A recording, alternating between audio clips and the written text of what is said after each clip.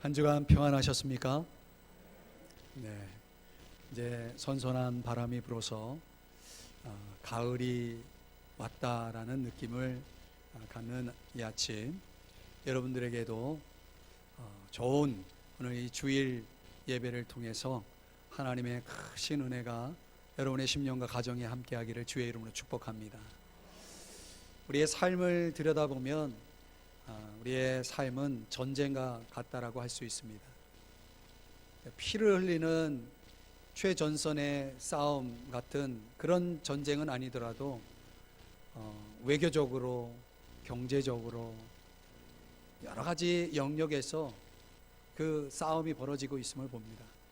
이 마쿠의 가진 그런 전술, 또 이런 여러 가지 작전들이 벌어지고 있고, 그 안에서 살아남기 위해서, 승리하기 위해서 사람들이 애를 쓰고 있습니다. 영적 전쟁이라는 것도 비슷한 원리입니다. 사람을 맞대고 싸우는 싸움이 아니기 때문에 이런 싸움을 제대로 인식하지 못하고 살아가는 사람들이 많습니다. 그러나 쉽지 않은 싸움입니다. 근데 영적인 싸움인 만큼 그 마쿠에서 벌어지는 이 엄청난 싸움을 제대로 이해하고 있다면 우리는 이 싸움을 위해서 정말 제대로 된 완벽한 무장이, 영적인 무장이 필요합니다. 오늘 5번째 시간을 갖고 있는데, 본문의 순서대로 첫 번째 우리가 진리의 벨트를 매야 된다라고 말씀드렸습니다. 진리가 무장되어야 됩니다. 또 의의 방탄조끼로 무장을 해야 된다. 의가 준비되어 있어야 됩니다. 평안의 복음으로 장착된 신발을, 군화를 신어야 된다 말씀드렸습니다. 그리고 지난주에는 믿음의 방패가, 믿음이 준비되어 있어야 된다라고 말씀을 드렸습니다. 자, 오늘 5번째 무장은 투구입니다. 헬멧. 오늘날로 헬멧이라고 얘기하죠. 자, 첫째로 투구, 헬멧을 가지라고 오늘 성경은 말씀하고 있습니다. 본문 17절에 보면은 구원의 투구와 성령의 검, 곧 하나님의 말씀을 가지라. 두 가지를 이야기하고 있는데 오늘은 구원의 투구만 가지고 함께 생각해 보려고 합니다. 구원의 투구를 가지라고 이 5번째 우리의 무장의 내용을 소개해 주고 있습니다. 이 투구라고 하는 것이 성경 시대에는 당시 로마 제국 시대에 이 군인들이 사용했던, 착용했던 투구의 구조를 보면은 말하자면 저런 그림처럼 금속으로 된 모자를 쓰는 거죠. 이유는 머리를 보호하기 위함이죠. 그런데 영화로 보거나 여러 가지 자료를 보면 그 투구의 모양새, 구조가 상당한 무게감을 가지고 있다라고 볼 수 있습니다. 이 무게를 느끼게 하는데, 그런데 그 무게 있는 투구를 쓰고 전쟁을 치렀을 때 만약 흔들거리거나 또는 투구가 빠져나간다, 그렇게 돼버리면 전쟁에서 굉장히 위험하겠죠.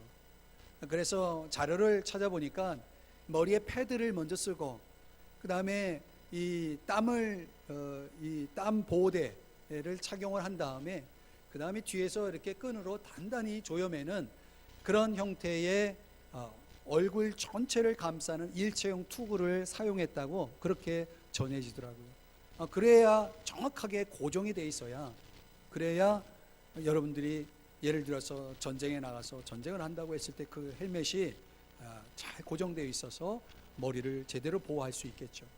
오늘날로 운동할 때 쓰는 헬멧도 있고, 그리고 군인들이 쓰는 헬멧도 있는데, 그런 모든 것들이 어떻든 전투에 있어서 또 운동에 있어서 정확한 정확성을 가지고 또 제대로 잘 착용이 되어 있어야 함은 분명합니다.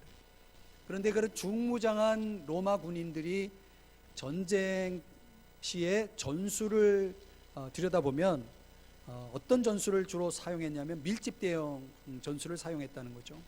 지난번에도 말씀드렸지만은 몸 전체를 가리고 자신이 들고 있는 방패와 방패에 홈이 있어서 그 연결해서 적이 조금의 틈도 타서 그 틈을 타서 공격해 오지 못하도록 아주 철저하게 그렇게 밀집 대응으로 전쟁을 치렀는데, 그럴 때 적이 공격해 오는 그 그 적이 노리는 부분은 이 밀집 대형에 있는 그 대형을 공격하는 방법은 가장 취약한 부분이 머리였다고 그래요.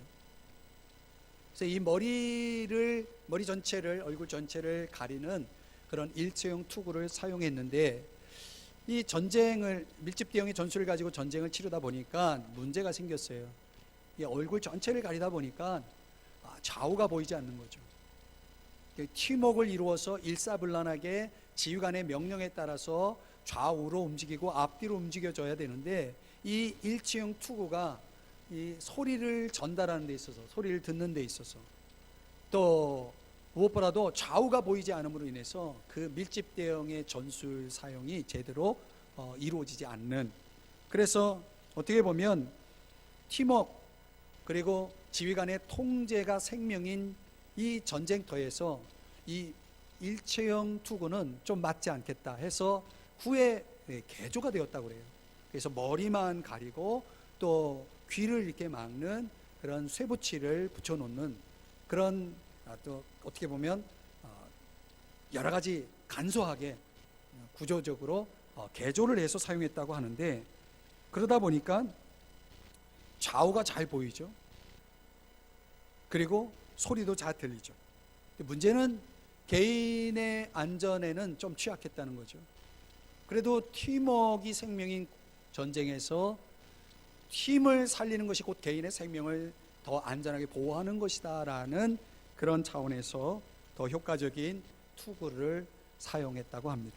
자, 로마 시대의 투구를 설명했는데요, 저는 이 투구가 왜 영적 무장에 들어와 있을까라는 생각을 묵상을 하다가, 결국 투구는 머리를 보호하는 거잖아요.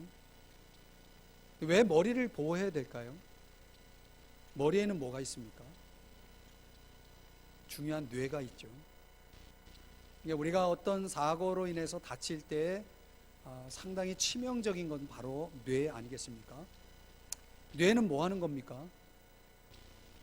지시하고 생각하고 이런 거 아니겠습니까? 그러니까 이 얼굴 전체 속의 구조를 보면 듣는 것, 보는 것, 그리고 그 머리로 모든 걸 생각하지 않습니까? 이런 차원에서 우리가 무엇을 생각하며 사느냐, 우리가 어떤 방향으로 생각하며 사느냐가 우리의 영적 전쟁에서 굉장히 중요한 부분이겠구나. 그래서 이 투구의 무장을 강조하고 있구나라는 그런 깨달음을 얻게 되었습니다. 자, 그래서 저는 보다 더 이 투구의 실체를 함께 생각해 보려고 합니다. 둘째로, 오늘 성경은 투구가 바로 구원의 투구다 이렇게 말씀을 하고 있습니다. 바울이 투구를 구원에 비교하고 있다는 것입니다. 그러니까 이 투구를 쓴다는 것은 곧 구원에 대한 정확하고도 깊은 이해와 그리고 적용을 할 수 있는 것, 이런 의미로 설명할 수 있겠습니다. 자, 그렇다면 구원이란 도대체 무엇일까요? 여러분, 우리가 이 세상에서도 구원이라는 단어가 사용되고 있죠. 오늘 성경에서는 구원이라는 단어가 소테리온, 형용사인데요, 명사형으로는 소텔이라는 단어를 씁니다. 발음이 소텔입니다. 소텔. 자, 이 소텔이라는 용어가 고대에 어떤 의미로 사용되었는지를 조사해 보면, 이 인간뿐만 아니라 특별히 인간을 통치하고 간섭하고 그리고 지배하는, 또 인간이 의지하는 신들을 가리킬 때 이 소텔이라는 단어를 쓰였대요. 그래서 병을 치료하는 신이다 그러면 소텔인 것입니다. 근데 더 나아가서 이 인간으로서도 또 인간에게 어떤 기여를 하는, 특별히 생명을 구해주는 의사라든가 도움을 주는 철학자들, 그 당시 로마 제국 당시에는 황제가 그 세상의 번영과 질서와 풍요를 가져온 그 황제를 숭배하는 차원에서 소텔이라는 단어를 사용했다고 그래요. 그러니까 지금으로 보면 오늘날에도 우리 인간의 삶에 깊이 개입하고 인간에게 어떤 기여를 하고 있는 사람을 가리켜서 우리가 종종 소텔이라는 의미로 그 사람을 지칭하기도 하고 또 어떤 그런 사물들을 소텔로 설명하기도 하죠. 그래서 주전 1세기 아우구스투스를 구주, 소텔, 구원자라 이렇게 칭하기도 했다고 합니다. 자, 여러분, 이 세상에서 말하는 소텔이 많습니다. 모든 종교는 다 소텔을 가지고 있습니다. 구원자를 가지고 있죠. 또 여러분이 인생을 살아가면서 여러분의 소텔이 있을 겁니다. 나의 구원자, 이것이 있어야 돼. 나를 구원해 줄 나의 구원자. 여러분의 소텔이 무엇인지를 한번 생각해 보세요. 근데 성경에서 이 구원이라고 하는 소텔이라는 단어가 사용된 용어는 딱 한 가지 경우입니다. 하나님에게만 사용됐다는 거예요. 하나님에게만. 그래서 이 하나님에게만 사용된 소텔의 정확한 문자적인 의미는 죄로부터의 자유입니다. 한번 따라 하실까요? 죄로부터의 자유. 이게 성경에서 구원, 소텔이라는 단어가 사용될 때는 언제나입니다. 죄와 연결되어 있습니다. 그러니까 다른 의미의 구원이라고 하는 개념은 소텔이라는 단어를 쓰지 않습니다. 그러니까 여러분들이 성경을 보다가 구원이라는 단어가 나올 때마다 이거는 죄로부터의 자유, 소텔을 의미하는 단어다, 이렇게 생각하면 됩니다. 근데 포괄적인 개념으로는 모든 악과 고난으로부터의 해방을 의미합니다. 여러분, 우리가 이 세상 살면서 얼마나 거짓된 게 많고 불의하고 개인적으로 결핍이 있고 또 인간관계 속의 갈등, 착취, 억압, 증오, 이런 모든 것들이 인간이 겪는 악과 고난이라고 하는 모든 증상이 있기 때문에 사람들은 다 자신들의 그런 문제들을 해결해 줄 소텔을, 구원을 필요로 한다는 거죠. 그래서 사람들이 무엇을 발전시켜 나갑니까? 문명을 발전시켜 나가죠. 이 과학 문명이라고 하는 것이 등장해서 사람들은 그것이 나의 소텔이 될 것이라고 기대하고 있죠. 우리의 인간의 모든 악과 고난의 문제를 해결할 수 있다라고 호언장담하고 있습니다. 그런데 성경은 그런 문명이 인간이 만들어낸 작품들이 진정한 소텔이 될 수 없다라고 말씀하고 있습니다. 마태복음 1장 21절에 보시면 하나님이 이 땅에 보내신 예수 그리스도, 그 예수를 죄에서 구원할 자, 이렇게 소개하고 있습니다. 여기 말하는 구원이 소텔입니다. 예수님이 이 땅에 오신 목적이 뭡니까? 우리를 죄에서 소텔, 구원하기 위해서입니다. 여러분이 예수를 믿는 목적이 뭡니까? 우리가 예수를 믿는 목적을 분명히 알아야 됩니다. 예수님이 이 땅에 오셔서 우리를 위해서 하신 일이 무엇인지를 아셔야 됩니다. 그것은 죄에서 구원하는 일입니다. 요한일서 3장 5절에 보면은 죄를 없이 하기 위해서 이 땅에 오신 분이다라고 분명하게 또 말씀을 하고 있습니다. 이 죄가 뭡니까? 우리 인간에게 있어서 성경이 말하는 죄가 어떻게 정의될 수 있냐면, 죄라는 것은 창조주 하나님에 대해서 올바른 태도를 갖지 않는 것입니다. 하나님에 대한 태도가 잘못되어 있는 것이 죄입니다. 그러니까 하나님에 대한 잘못된 태도가 뭐냐면 하나님과 같아지려는 것입니다. 인간의 모든 악과 고난은 인간이 하나님이 되고자 하는 의지 때문에 벌어지는 결과입니다. 내가 하나님이 되고자 할 때 악이 이루어지고 고난이 우리에게 주어지는 것입니다. 그래서 인간의 지성과 힘으로, 인간이 만들어낸 문명으로 구원자 소텔을 이것저것을 만들어 보지만 이 인간의 악과 고난의 근본적인 문제인 죄를 해결하지 못하기 때문에 결국 문명은 우리의 소텔이 구원자가 될 수가 없다라고 말씀드리는 것입니다. 그래서 성경은 바로 하나님의 아들이신 예수 그리스도를 이 땅에 보내주셨음을 말씀하고 있고, 그 예수님이 이 땅에 사셨고 그리고 죽으셨고 부활하심으로 인해서 그분만이 진정 유일한 우리의 소텔 구원자가 되신다라고 성경이 말씀하고 있는 것입니다. 이 세상에 존재하는 모든 종교는 다 구원, 소텔이 있습니다. 그들이 말하는 구원은 인간이 주는 구원입니다.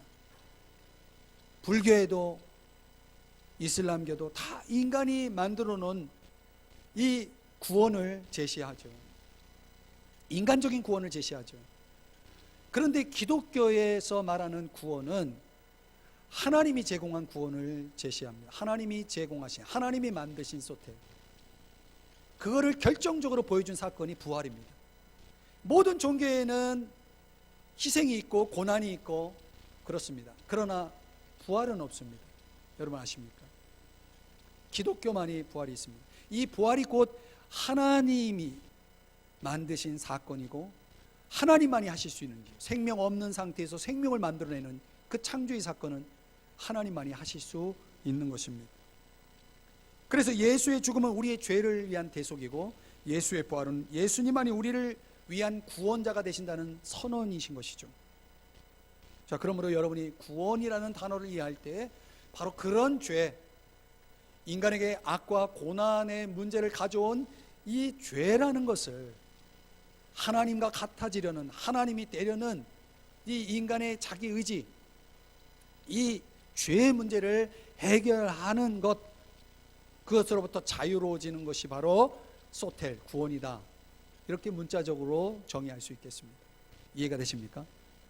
자, 그런데 그 구원이 우리에게 세 가지 차원으로 적용이 됩니다. 첫 번째는 과거적 구원입니다. 이것을 다른 말로 영적 구원이라고 말하고, 또 정확하게 설명하면 죄의 형벌에서 구출되는 것입니다. 여러분, 일본에서 지진이 일어났죠. 많은 사람들이 갇혀 있었습니다. 우리 교단의 목사님들 여러분들이 갇혀 있어서 기도를 많이 했는데 어제 저녁에 다행히 거기서 구출되어서 그리고 귀국했다고 그렇게 문자가 날라왔습니다. 정말 천만 다행입니다. 안 그랬으면 많은 교회 담임 목사님들이 일본에 갇혀 있어서 주일 예배, 오늘 주일 예배가 엉망이 될 뻔했습니다. 죽을 뻔했던 그 현장에서 구출된 거죠. 죽음에서 구출된 것입니다. 그런데 여러분, 그렇다고 그 구출된 분이 죽음이 없습니까? 그 죽음에서 구출되었지만 언젠가는 죽지 않겠습니까? 인간은 태어나면서요, 죽음을 향해 가는 것입니다. 한 발 한 발 죽음에 더 가까이 가는 것이 우리의 인생인 것이죠. 그런데 죽음, 그것이 끝이 아니라 죽음 너머에 하나님의 그 심판, 무엇에 대한? 죄에 대한 심판, 인간이 가진 죄와 그 죄에 대한 심판이 기다리고 있다는 것입니다. 그리고 그 심판의 결과에 따라서 그는 영원한 죽음을, 영원한 형벌을 받게 되어 있는 것입니다. 그 영원한 형벌을 대신 짊어지신 예수님의 그 대속적 죽음, 그 십자가의 죽음이죠. 그 십자가의 죽음을 통해서 그 죄의 형벌로부터 벗어날 수 있는 길이 열린 것입니다. 어떻게? 믿음으로. 그래서 에베소 2장 8절에 보면 너희는 그 은혜에 의하여 믿음으로 말미암아 구원을 받았나니, 믿음으로 말미암아 구원을 받았다. 여기서 말하는 소텔 구원은 영적 구원을 얘기하고, 즉 죄의 형벌에서 구출되다라는 의미의 소텔을 믿음으로 얻는다라고 말씀하고 있습니다. 찬송에 보면 그런 찬송이 있지 않습니까? 빈손 들고 앞에 가 십자가를 붙드네, 의가 없는 자라도 도와주심 바라며, 도와주심을 바랍니다. 생명샘에 나아가 우리의 마음이 씻어지고 죄가 씻어지고 천국문을 열고 들어갈 수 있는 그런 구원을 얻게 되어지는 것입니다. 십자가를 붙드는 그 믿음 덕분에 우리는 영적인 구원, 죄로 인해서 받아야 될 그 영원한 형벌에서 벗어날 수 있는 그 영적 구원이 바로 저와 여러분에게 주어진 줄 믿으시기 바랍니다. 그러려면 여러분이 예수님을 믿어야 돼요. 예수님을 여러분의 소텔 구원자로 여러분들이 영접해야 됩니다. 예수님을 믿으십니까? 진정 믿으십니까? 예수님이 여러분의 마음속에 계십니까? 그 믿음 때문에 여러분들은 영적 구원을 얻는 것입니다. 그러나 우리가 그런 영적 구원을 얻었지만 두 번째 구원이 있습니다. 현재적 구원입니다. 이걸 다른 말로 생활적 구원이라고 얘기하고, 이것은 곧 죄의 권세에서 승리하는 것을 얘기합니다. 빌립보서 2장 12절 말씀에 보면 항상 복종하여 두렵고 떨림으로 너희 구원을 이루라, 너희 구원을 이루라 라고 말씀하고 있습니다. 영적인 구원이라고 하는 것은 예수님을 믿는 순간적으로 우리에게 주어지는 것인데, 그래서 우리가 죄 용서받고 구원을 받죠. 그러나 여러분, 구원받은 우리에게 계속해서 이 세상이 유혹을 하지 않습니까? 마귀가 자꾸 우리를 속이지 않습니까? 그래서 그 세상 유혹에 빠지고 마귀의 속임수에 걸려 넘어지면은 죄를 짓게 되는 것입니다. 그 죄에 지는 것입니다. 그러면 죄의 종로로 타게 되어 있는 것입니다. 그러니까 우리는 죄의 그 유혹을, 죄의 권세를 어떻게 해야 됩니까? 이겨야 되는 것입니다. 지속적으로 매일매일 싸워서 이겨야 되는 것입니다. 이런 걸 가르쳐서 생활적 구원, 현재적 구원이라고 얘기하는 것입니다. 그럴 때 이런 구원을 경험하면 사람이 성령 충만을 경험하게 되고 거룩한 삶을 살게 되는 거죠. 그러나 여기서 끝나지 않고 세 번째 차원은 미래적 구원입니다. 이것은 우리의 육적인 몸이 구원을 받는 것을 얘기합니다. 이것은 죄의 존재로부터 벗어나는 것을 얘기하죠. 자, 중요한 말씀, 빌립보서 3장 20절 21절의 말씀인데, 우리 자막을 보면서 함께 중요한 말씀이니 같이 한번 읽어보겠습니다. 시작. 우리의 시민권은 하늘에 있는지라 거기로부터 구원하는 자 곧 주 예수 그리스도를 기다리노니 그는 우리의 낮은 몸을 자기 영광의 몸의 형체와 같이 변하게 하시리라. 아멘.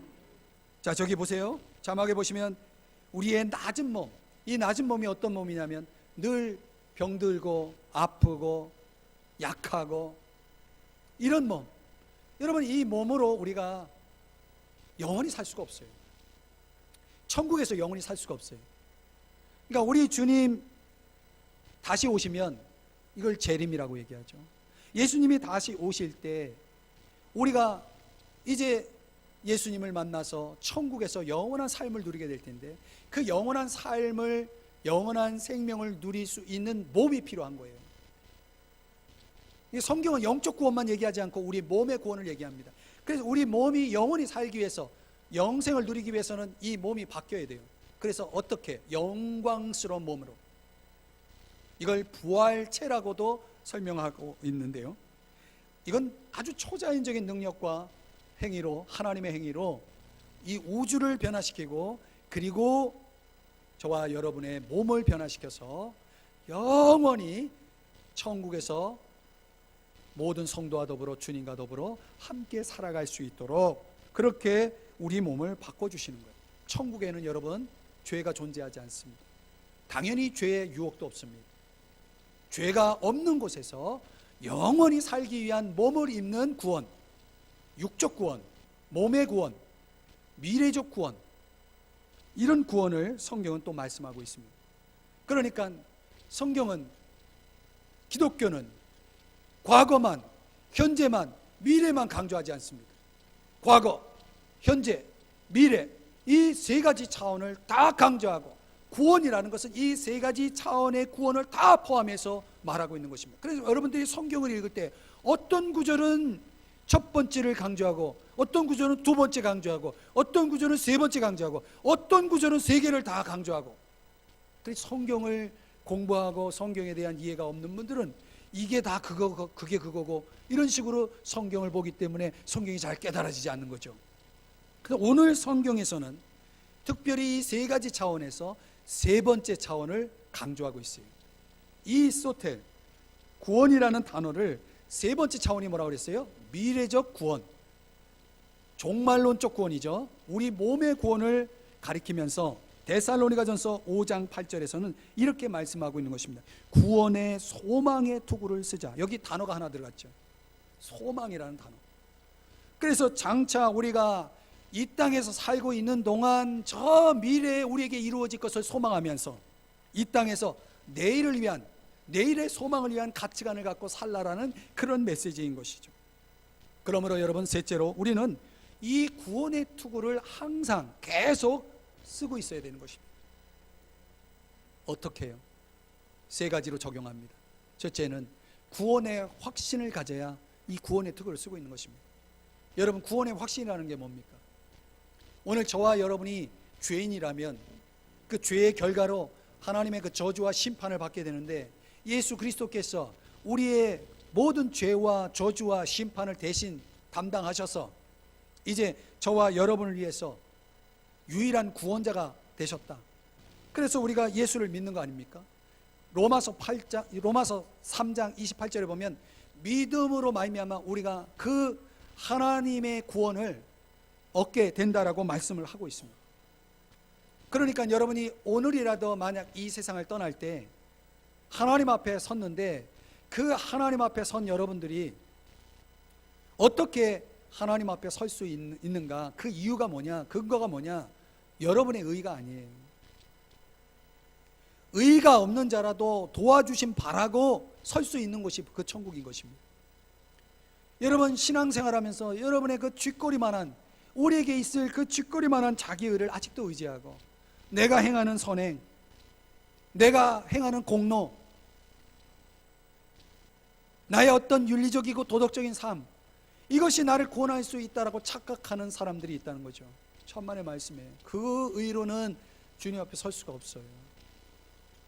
구원의 확신이라는 건 뭡니까? 내가 주님을 믿음으로 하나님 앞에 설 수 있다는 확신입니다. 여러분, 주님을 믿습니까? 여러분, 주님을 진정으로 믿는다면 여러분, 그분을 의지하셔야 됩니다. 여러분의 구원, 소태를 철저하게 그분을 의지해야 됩니다. 그래서 찬송에도 의지하세, 의지하세. 누구를요? 주 의지하세. 그러면 어떻게 돼요? 구하시네, 구하시네, 곧 구하시네. 그러니까 우리가 그분을 의지하고 있는 동안, 그분을 의지하는 한 주님은 우리를 구하시는 것입니다. 우리에게 주어지는 것입니다. 그게 구원의 확신이에요. 그러므로 여러분, 참으로 주님을 의지하고 자신을 맡기는 삶을 산다면 여러분의 구원, 소텔은 보장되는 것이고, 그것이 확신이 주어지는 것입니다. 그래서 항상 예수 그리스도를 향해서 이렇게 고백해야 됩니다. 한번 따라 하십시다. 주님만 믿습니다. 여러분, 옆에 계신 분에게 그렇게 축복하십시다. 주님만 믿으십시다. 시작. 네, 표정들이 이렇게 심각하십니다. 주님만 믿으셔야 됩니다. 옆 사람 보면서 난 당신을 믿어요, 그러면 안 됩니다. 주님만 믿으셔야 됩니다. 두 번째로, 구원의 투구를 쓰고 있다는 것은 구원의 생활 방식을 따르는 것입니다. 빌립보서 2장 12절 앞에서 인용한 구절을 보면 항상 복종하여 두렵고 떨림으로 너희 구원을 이루라. 구원을 얻었다라고 말하지 않고 여기서 말하는 이 구원은 이루라. 우리가 현재적으로 이루어야 할 구원에 대해서 말씀하고 있는 거거든요. 자, 저를 보실래요? 여러분, 구원이라는 것은 어린아이에 비유할 수 있어요. 어린아이가 엄마 뱃속에서, 태속에서 약 10개월을 보내다가 태어나죠. 태어났어요. 그럼 끝입니까? 여러분, 우리가 영적인 구원을 받는다는 것은 예수를 믿는 순간 우리는 태어나는 것입니다. 하나님의 자녀로, 하나님의 백성으로 태어나는 것입니다. 그럼 태어났어요. 그럼 거기서 끝납니까? 태어난 아이가 어떻게 됩니까? 자라야죠. 성장해야 됩니다. 그래서 부모의 이 육아를 통해서 애가 잘 자랍니다. 자라지 않는다면 끔찍한 거죠. 태어났는데 자라지 않는다, 이건 끔찍한 것입니다. 그런데 여러분, 자라는 것이 만약에 귀와 입만 자란다고 생각해 보세요. 아이가 다른 건 그대로인데 귀와 입만 자라요. 귀가 계속 커져요. 입이 계속 커져요. 섬뜩하죠? 이런 기형이 세상에 어디 있습니까? 자라려면 골고루 다 전인적으로, 전체적으로 자라야 되겠죠. 그러니까 우리 신앙인들이 귀만 자라고 입만 자라요. 이게 무슨 말이냐면 듣는 건 많아요. 듣는 게 많으니까 아는 것도 많아요. 입으로는 늘 주님 그러면서 찬양을 해요. 근데 그 다음에 다른 건 자라질 않아. 인격도 자라지 않고 삶의 영향력도 자라지 않고 아무것도 자라는 게 없어요.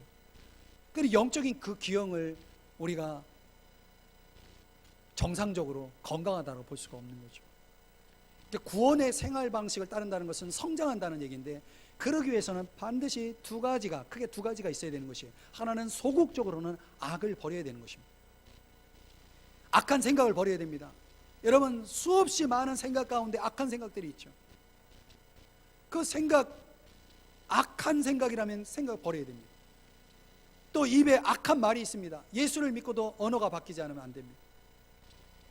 언어가 바뀌어야 됩니다. 죽음의 언어가 아니라 살리는 언어, 생명의 언어를 사용할 줄 알아야 됩니다. 악한 행실을 버려야 됩니다. 남을 이용하고 사람들에게 상처 주고 사람들이 보지 않는 데서 악을 행하고 이런 악한 행실들 버려야 됩니다. 여러분이 우리가 구원을 받았지만은, 하나님의 자녀가 되었지만은, 우리가 이 성장의 과정 속에서 계속해서 성장하지 못하는 원인이 뭐냐면 바로 이 죄, 이 악을 버리지 않기 때문이다. 혹 악을 행했더라도 우리는 어떻게 됩니까? 요한일서 1장 9절에 보면은 그렇게 말씀합니다. 만일 우리가 우리 죄를 자백해야 됩니다. 이걸 회개라고 말합니다. 혹시라도 내가 악한 생각을 가졌거나 말을 했거나 악한 행실을 했다, 그러면 여러분, 우리는 그 죄를 어떻게 해야 됩니까? 회개하고 고백하고 거기에서 깨끗함을 받아야 되는 것입니다. 용서를 받아야 되는 것입니다. 그리고 적극적으로는 우리는 적어도 세 가지를 행해야 됩니다. 먼저는, 그 중에 하나는 경건의 시간을 갖는 것입니다. 여러분, 구원의 생활 방식을 따르는 사람들은 매일매일 정기적으로 성경을 읽습니다. 성경을 묵상합니다. 그러면서 하나님의 뜻을 자꾸 깨닫게 돼요. 여러분, 성경을 봐야 하나님의 뜻이 깨달아져요. 그 하나님의 뜻이 깨달아지면 그걸 가지고 그렇게 살도록 하나님께 도와달라고 기도를 합니다. 그리고 하루하루를 그렇게 사는 거예요. 이 경건의 시간이 있는 사람, 이게 구원의 생활 방식을 따르는 사람들. 구원을 받았어도 하나님과 말씀의 교제가 전혀 없고 하나님 말씀과 상관없이 하루하루를 살아가는 사람들은 구원의 투구가 없는 사람들이에요. 투구 쓰지 않고 전쟁터에 나가는 사람과 똑같습니다. 구원의 투구를 써야 되는 것입니다. 그러니까 여러분, 매일매일 경건의 시간을 가져야 됩니다. 이거 어떻게 하는 거예요? 그러면 여러분, 교회에서 그걸 배워야 됩니다. 성경 공부를 참여해서 교회 프로그램을 통해서 여러분들이 그런 훈련을 받으셔야 돼요. 어떻게 하나님과 교제하는지, 교제하는 법을 배웠어요. 그리고 여러분, 또한 적극적으로 우리가 행할 것은 다른 사람과 교제해야 됩니다. 다른 성도들과 교제해야 됩니다. 여러분, 우리가 하나님을 아버지라 부르잖아요. 근데 나만 부르는 게 아니라 저쪽 사람도 하나님을 아버지라 불러요. 그러면 그가 나와 어떤 관계가 되는 겁니까? 가족이 되는 거예요. 형제 자매가 되는 것입니다. 형제 자매는, 가족은 어떻게 됩니까? 슬픔도 나누고 기쁨도 함께 나누는 것입니다. 시간도 나누고 물질도 나누는 게, 그게 가족 아니에요? 신앙생활 하면서 이런 성도와의 영적인 교제가 없는 사람들은 구원의 투구를 쓰고 살지 않는 것입니다. 그런데 다른 사람들과 깊이 교제하고 함께 할 때 우리 신앙의 불이 꺼지지 않아요. 그래서 주일 예배가 중요하고, 그리고 구역 모임 같은 이런 소그룹이 중요한 것입니다. 이런 걸 전혀 중요시 않는 사람들이 많아요. 너무나 마음이 아프고 안타까워요. 이 구원의 투구 없이 신앙생활을 하는 그런 모습인 거죠. 이제 구역 방학도 끝났고 여러분의 구역이 있으면 구역에 들어갔어요. 구역이 없는 사람은 구역을 빨리 교회에다 요구해서 그 구역으로 연결돼야 됐어요. 서로 교제해야 됩니다. 깊이 교제해야 됩니다. 우리 남성분들도 중요합니다. 그런 교제가 있어야 됩니다. 영적인 교제. 삶을 나눌 수 있는 좋은 환경이 그런 소그룹이에요. 그래서 소그룹 속에서 세상 돌아가는 얘기 할 필요 없습니다. 여러분, 이야기하면 입만 아프고 답답하기만 하죠. 그러니까 여러분, 말씀 교제 나누고 같이 서로를 위해서 기도하고 하는 이런 교제를 나누시기 바랍니다. 그리고 우리가 적극적으로 해야 될 게 뭐냐면, 믿지 않는 사람들과도 교제를 해야 됩니다. 여러분, 믿지 않는 사람들이 어떤 사람들입니까? 그들도 하나님의 형상을 가진 사람들이에요. 그런데 그들 참 불쌍한 사람들이에요. 믿지 않는 사람들은. 우리는 하나님의 은혜를 깨닫고 영원한 형벌에서 벗어났잖아요. 구원받았잖아요.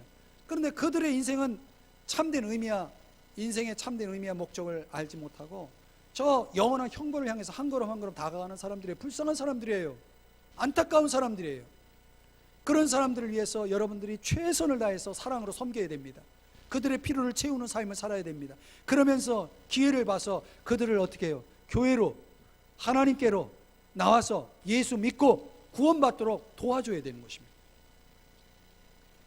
저는 오늘 이 설교를 하는데 하나님께서 또 이런 은혜를 주시는 것 같아요. 일부 예배를 드리고 나서 성도들과 인사하고 있는데 이 마지막에 나온 한 형제가 등록을 하겠다고 그러는 거예요. 아주 젊은 형제님인데, 그래서 이런 경우도 또 특이해요. 처음 왔는데 뭐 이렇게 쓰는 거 있냐고 그러더라고요. 그게 등록 카드라고 얘기 못하고 쓰는 거 달라고 그러더라고요. 그게 등록하겠다는 거 아니에요? 그래서 제 방으로 가서 얘기를 나눠보니까 어떻게 오게 됐냐고 그랬더니 이 근처에서 산 지는 오래되는데 자기 회사에 팀장님이 계시는데 그 팀장님과 함께 교회는 안 나왔어도 신우회라고 해가지고 직장에서 예배 드리는 모임에 참여했다는 거예요. 근데 그 팀장님이 그렇게 교회를 나가야 된다고, 예수를 믿어야 된다고 그렇게 권유를 하더래요. 그래서 아내는 천주교인이고 아직 아이들은 어린데 자기가 먼저 교회를 나와야 되겠다고 마음을 먹고 가족도 대표로 먼저 나왔다. 그리고 자기 친척 그 이모님도 늘 만나고 연락이 되면 교회를 나가야 된다고, 예수 믿어야 된다고 그렇게 권유를 하더래요. 오늘 그런 분이 있었어요. 일부 예배 때. 여러분, 이게 구원의 생활 방식을 따르는 삶이에요. 내가 예수 믿고 천국 간다는 확신이나 있는지, 그런 확신이 있다면 구원의 생활 방식을 따라서 적어도 내가 누리는 이 구원의 이 감격과 기쁨을 누리지 못하고 있는 사람들에 대한 안타까움을 가지고 그들을 위해서 기도하고 그들에게 끊임없이 사랑으로 섬기면서 그들을 건면해서 어떻게든 교회로 나와서 예수 믿고 구원받도록 돕는 이런 일들을 우리 신앙인들이 하고 있냐는 거예요. 이 구원의 생활 방식이 없는 거죠. 이런 게 없다면 그런 생활 방식을 따르지 않는 것입니다.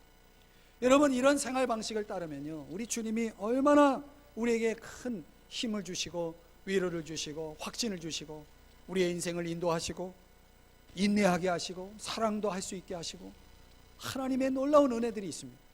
구원의 생활 방식을 따르는 여러분 되시길 주의 이름 축복합니다. 마지막으로 세 번째는 구원의 투구를 쓴다는 건 뭐냐면, 적용하면 구원의 소망을 갖고 사는 것을 얘기합니다. 한번 따라 하십시다. 구원의 소망. 여러분, 우리가 예수를 믿는 순간 하나님의 자녀가 되죠. 근데 여러분, 우리는 하나님의 자녀가 되면 이중 국적을 갖게 되는 거예요. 이 땅에서 대한민국이라는 시민권자이기도 하고 동시에 저 하늘나라 시민권자가 되는 것입니다. 그 이중 국적자가 되는 거죠. 그러니까 여러분, 우리가 그런 면에선 우리의 본향, 본국은 저 하늘나라에 있는 거예요. 예수를 믿는다면. 그래서 히브리서 11장에서는 이 땅에서 사는 동안 우리 믿는 사람들, 예수 믿는 사람들은 외국인이고 나그네다 그랬어요. 여러분, 이민 생활 해보신 분 아시죠? 아무리 그 나라에 사도 내 본국이 있잖아요. 나라가 있잖아요. 나는 외국인인 거예요. 우리가 이 땅에 사는 동안 외국인이고 나그네예요. 14절에, 히브리서 11장 14절에 본향 찾는 자다 이렇게 말하고 있습니다. 우리 진짜 집이 있는 거죠. 그러니까 하나님의 자녀가 되면 하나님 나라의 백성, 천국 백성이 되는 것입니다. 그래서 찬송 가사에도 괴로운 인생길 가는 몸이 돌아갈 내 고향 하늘나라, 이런 찬양이 있어요. 우리가 이 땅에서는 괴로운 인생길을 살아가고 있지만 이 몸이 돌아갈 하늘나라가 있다라고 하는 그 소망 때문에 우리가 이 세상을 싸워서 이겨나가는 것입니다. 그래서 골로새 3장 2절에서는 위의 것을 생각하고 아래 것을, 땅의 것을 생각하지 말라라고까지 말씀하고 있는 것입니다. 여러분, 생활하면서 얼마큼 저 위의 것, 하늘나라를 생각하면서 살고 계십니까? 이 마귀가 얼마나 우리를 공격해 오는지 몰라요. 그래서 우리로 하여금 저 하늘을 생각하지 못하게 만들어요. 유명한 기독교 저술가인 필립 얀시라고 하는 분의 책에 보면 그런 내용이 나오더라고요. 이 땅에 사는 현대인들이 하늘나라 내세에 대한 무관심의 이유를 몇 가지를 얘기하는데, 내세에 대한, 하늘나라에 대한 관심이 없다는 거예요. 그 첫 번째 이유가 뭐냐면, 옛날 우리의 믿음의 선배들은요, 이 땅에서 너무 힘들고 고통스러운 삶을 살기 때문에 저 하늘나라에서 바랄 수 있는 것들, 하늘나라에서 얻을 수 있는 것들을 바라보면서 하늘나라에 소망을 가졌다는 거예요. 근데 지금 세대들은 이 세상에 너무 풍요가 주어져 있기 때문에 하늘나라에서 바랄 수 있는 것들을 이 세상에 다 갖고 있기 때문에 하늘나라에 대해서 더 이상 관심이 없다는 거죠. 저 하늘나라가 하늘나라가 아니고 이 땅이 하늘나라, 여기가 천국이라고 생각하면서 산다는 거예요. 그리고 이 땅의 문화가 죽음을 인생의 절정으로 설명하고 있다는 거죠. 여러분, 죽음은 인생의 절정이 아닙니다. 기독교는 죽음을 끝이라고 설명하지 않습니다. 그 절정 너머에, 세상 문화가 말하는 죽음 너머에 내세가 있고 하늘나라가 있습니다. 근데 이 세상 문화는 하늘나라의 이야기는 딱 빼놓고 죽음에 대해서는 이야기합니다. 잘 죽어야 된다, 보람 있게 죽어야 된다, 그러기 위해서 이 땅에서 어떻게 살아야 되느냐라는 것까지만 얘기한다는 거죠. 그래서 사람들이 하늘나라에 대해서 관심이 없는 거예요.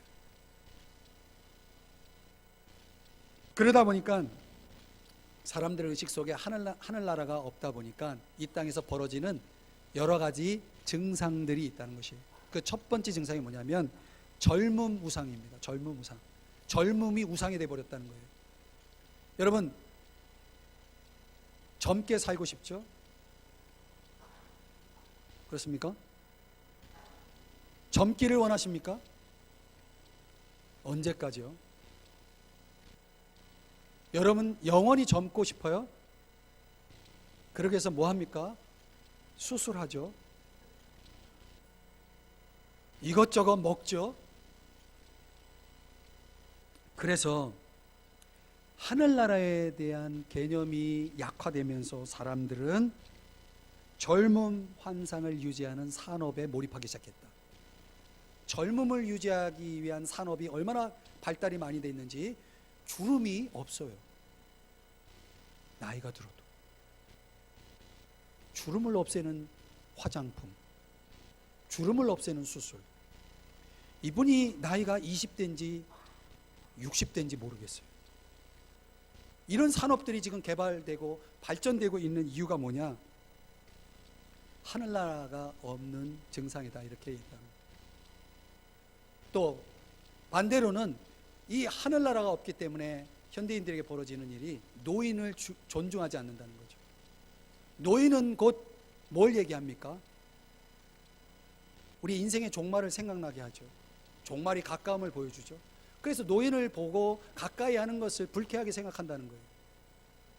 그래서 사람들이 어떻게든 노인이 되지 않으려고 노화 방지, 건강, 이런 산업이 계속 기술적으로 발전해 나가는 이유가 그렇다는 것입니다. 내가 아무리 노인이 안 되려고 해도 노인이 되는 이 증상을 어떻게든 막아내기 위해서 사람들이 거기에 많은 시간을 투자한다는 거죠. 노인들은 일반 대중으로부터 더 격리되고 소외되고 있으면서 말이죠. 지금 우리 사회가 안고 있는 문제를 아주 적나라하게 보여주는 얘기죠. 사람들이 본질보다는 이미지, 외적으로 드러나는 이미지에 몰입을 하기 때문에 눈에 보이는 외모에는 관심이 있어도 그 외모가 그 사람의 성공을 상징한다라고 보죠. 그러나 진정한 본질은 뭡니까? 사람의 인격, 겸손, 자비, 헌신, 희생, 이 보이지 않는 내면의 세계, 내면의 본질이 진짜 중요한 거 아니겠습니까? 그러니까 우리 사회가 안고 있는 것 속에서 사람들은 이런 외형적인 것에 관심을 기울이다 보니까 잘 사는 것이 삶의 목적이 되어버렸다는 거죠. 잘 사는 것. 왜? 하늘나라가 없기 때문에. 하늘나라가 없는 사람에게는 이 땅에서 잘 사는 게 중요해요. 그래서 신앙인도 기도하는 제목이 뭡니까? 세상에서 잘 되고 부자 되는 거 아니겠습니까? 그러니까 이 영적인 사역자들도 관심이 복음 전도보다는 사회복지로 많이 전향하죠. 사람들을 위로하고 사람들 필요를 채워주고 이런 것들에 관심을 기울이면서 오늘날 이 교회가 복음에서 멀어지고 있는 이유가 그거죠. 심각한 겁니다. 여러분, 죽음은 끝이 아니지만 사람들은 죽음을 끝이라고 생각하기 때문에, 하늘나라에 대해서 생각하지 않기 때문에 생명 유지 장치로 몸을 유지하기 위해서 많은 돈을 쓰죠. 그래서 심지어 어떤 사람은 시체를 화학약품을 처리해가지고 냉동고, 진공관에다가 보관을 한다는 거예요. 그게 무슨 의미가 있어요? 그래서 사람들이 더 사는 겁니까? 그건 아니잖아요. 사랑하는 여러분 하늘나라를 믿습니까? 하늘나라가 정말 있을까요? 여러분 믿는다면 하늘나라가 있는 사람답게 살아야 됩니다. 구원의 소망을 가지고 살아야 되는 것입니다. 그 구원의 소망을 가지고 사는 사람들은 어떻습니까? 이 현세에서의 욕심을 절제할 줄 아는 거죠. 욕심대로 살면 안 되는 것입니다. 나를 절제할 줄 압니다. 청교도들처럼 천국에 투자하는 사람이 되어야 됩니다. 그래서 보물을 하늘에 쌓는 그런 생활을 하는 거예요. 그래서 헌금 생활이 나오는 거예요. 11조도 그런 의미가 더 맞는 것입니다. 그러니까 여러분들이 정말 하늘나라의 소망을 가지고 산다면 여러분 이 땅에 유산을 남기면 안 됩니다. 유산은 남기라고 주는 게 아니라 나누라고 주는 것입니다. 그래서 기독교적인 문화를 가지고 있는 사람들은, 그런 사회는 기부자들이 많잖아요. 우리나라는 남기는 문화가 더 지배적이죠. 아직 기독교적 문화가 없기 때문에 그렇죠. 하늘나라의 소망을 가지고 있는 사람이 남길 게 뭐 있습니까? 여러분 주님을 위해 헌신한다고 생각해 보세요. 주님을 위해 헌신하면 결과는 이 땅에서의 축복입니까?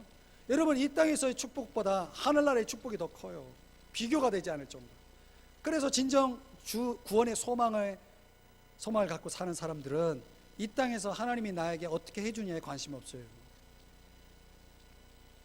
그 관심보다는 하늘나라에서 하나님이 내게 줄 상에 대한 기대가 더 커요. 그렇게 살아야 되는 것이에요. 말씀을 정리할게요.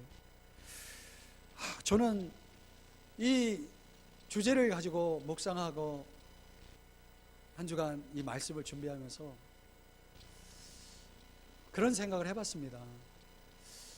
정말 이철희 목사는 구원의 소망이 있는가? 우리 삼성중학교에 나와서 예배드리는 우리 성도님들에게 정말 하늘나라 소망이 있는 분들인가? 여러분 이런 말이 있어요. 하늘을 보면 두렵지 않아야 됩니다. 땅을 보면 부럽지 않아야 됩니다. 하늘을 보고 두렵지 않는다는 건 뭡니까? 여러분 죽으면 어디 가는 거예요? 우리가 죽으면 가는 곳이 하늘인 것입니다. 그곳에서 우리는 심판을 받게 될 거예요. 그래서 우리가 영원한 삶을 어디서 보낼지를 결정하는 거예요. 그랬을 때 내가 과연 정말 하늘나라에서 영원한 삶을 천국에서 보낼 것을 준비하고 있다면 하늘이 두렵지 않습니다. 하늘을 보면서 두렵지 않는 사람은 정말 부끄러움 없이 사는 사람들이겠죠. 여러분 땅을 보면 부럽습니까? 땅을 보면 여러분 땅 속에 뭘 가지고 갑니까? 땅 속에 있는 사람들 보세요. 아무것도 가지고 있는 게 없습니다. 다 빈손으로 있는 거죠. 그래서 우리가 땅을 보면 부럽지 않아야 됩니다. 부러운 게 있습니까? 그건 하늘나라가 없기 때문에 그렇습니다. 하늘나라가 있는 사람은 땅을 봐도 부럽지 않고 염려하지 않고 언젠가는 다 두고 갈 것이기 때문에 우리는 빈손으로 가는 이 세상의 길을 자유롭게 평안 가운데 살아갈 수 있게 되는 거죠. 사탄은요 끊임없이 머리를 공격합니다. 뭘 공격합니까? 생각을 공격합니다.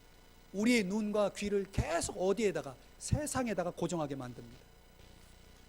그러면 그 구원의 투구가 빈틈이 보여지면 틀림없이 그 사람은 마귀에게, 세상에게 지고 말 것입니다. 그러므로 구원의 투구를 항상 쓰고 있어야 됩니다. 구원의 확신을 가져야 됩니다. 구원의 생활 방식을 따라야 됩니다. 구원의 소망을 갖고 살아야 됩니다. 이 세 가지를 적용하는 사람이 구원의 투구를 쓰고 사는 사람이고, 이 사람만이 영적 전쟁에서 승리하게 될 것입니다. 부디 우리 삼성중앙교회에 나와 예배하는 여러분들은 한 분도 예외 없이 이 구원의 투구의 무장이 되기를 주의 이름으로 축복합니다. 승리하십시오. 기도하겠습니다. 우리 다 같이 자리에서 일어나서 찬송